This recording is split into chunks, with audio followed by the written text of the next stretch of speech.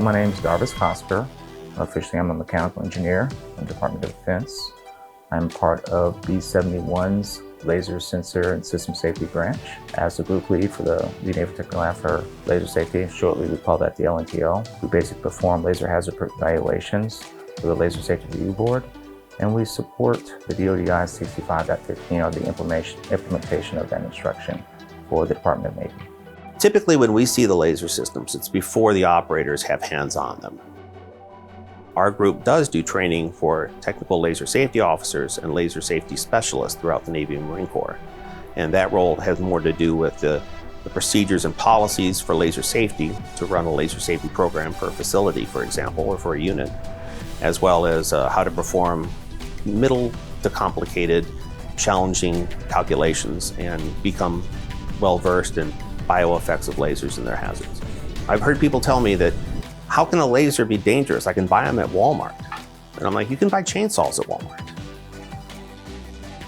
Back in the early 90s, in a period of 3 years, there were 51 reported cases where pilots or co-pilots had to give up control of the aircraft during final takeoff or landing because they were flashed in the face with visible laser beams that were strong enough that kept them from being able to see for a period of time.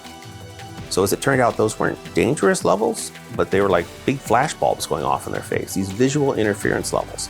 We didn't have anything on the books for those at all. So we went into high action to develop standards based on what it would cause to create distraction or disorientation or even flash binds. I get to travel all over the world, all over the country to get to play with these different types of laser systems and get to see what they can do, such as a high-powered laser that gets to fire, sometimes can burn a hole through things. So that's always pretty cool to see. What makes a laser dangerous is the power level. So a light bulb is an incoherent light, and what that means is that when it comes on, the light just goes everywhere. But if we're talking about a laser is a coherent light source, which means all of the light is concentrated in one direction. So you imagine how hot a 80-watt light bulb can get. An 80-watt laser going in one direction can burn you pretty badly. So that's why it's important that we step in and take measurements on these lasers and make sure that they're safe for our warfighters to use. So in this lab, there is no real range of systems that we can test here. We've had very high-powered laser systems in here. We've had very low-powered laser systems in here. Honestly, the types of lasers that come into here is more so based on convenience. If it's something that can be mailed and shipped to us and everything, it's honestly cheaper to do that than for us to travel out to measure the laser system elsewhere.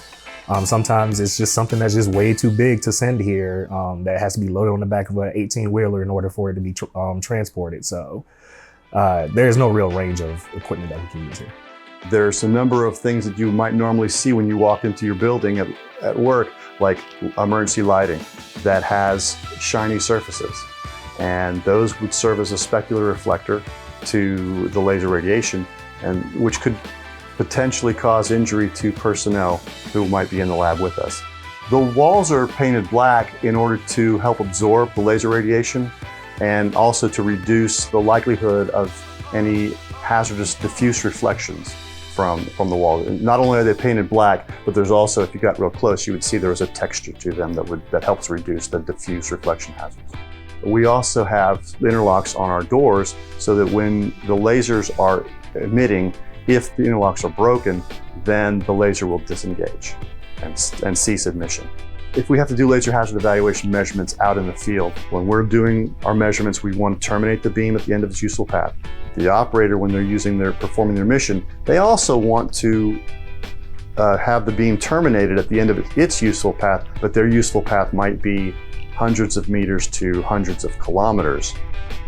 Being a prior service Marine, having served in the Marine Corps for 26 years, both active duty and reserve, I have a unique perspective on how our work in the LNTL affects the warfighter. Now that I'm here and I have this perspective, I know what these guys are doing and how they're pointing their weapons and using the lasers.